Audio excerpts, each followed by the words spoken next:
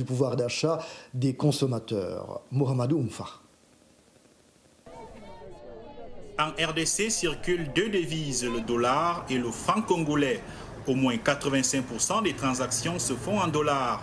L'achat de l'essence et des biens de consommation courante, le paiement des frais de scolarité, voire des loyers, se font principalement en dollars ou en francs congolais en se référant aux tarifs fixés en dollars. Alors, quand le prix du dollar augmente, la hausse se fait ressentir à Kinshasa. Papa, maman Tolembi.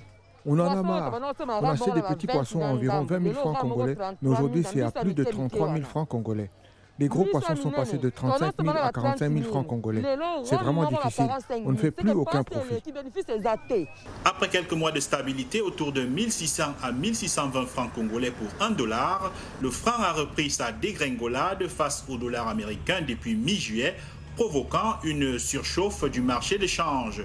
Sur l'avenue Lukuza de Kinshasa, $1 se négociait en fin de semaine dernière autour de 2030 francs congolais chez les cambistes, tandis que les commerçants appliquaient un taux de 2000 francs pour $1. Un coup dur pour les Congolais. Pendant 3 mois, ce pays qui importe quasiment tous ses produits de première nécessité a dû fermer ses frontières pour lutter contre la propagation du Covid-19. L'économie en a subi les contre-coups.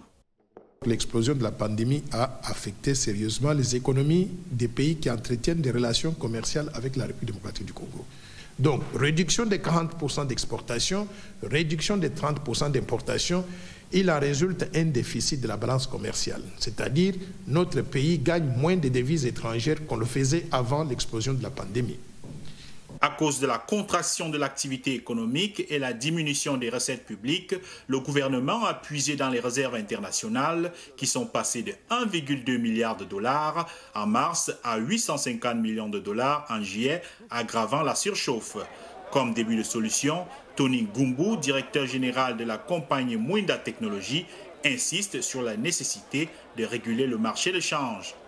L'une des plus grandes solutions, à mon humble avis, c'est de vraiment imposer un contrôle un peu plus strict de la réglementation de change. Pour pouvoir impacter les changeurs de monnaie, la Banque centrale devrait avoir une meilleure communication avec les associations de cambistes.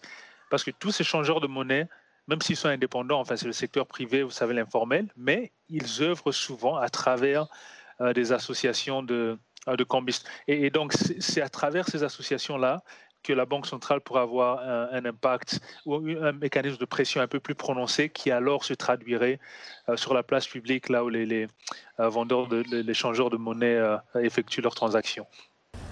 Une idée que soutient le président Félix Tshisekedi. Il a invité le gouvernement à faire preuve d'audace afin de stabiliser dans un premier temps le taux de change, de le rendre ensuite favorable pour l'économie et le bien-être de la population.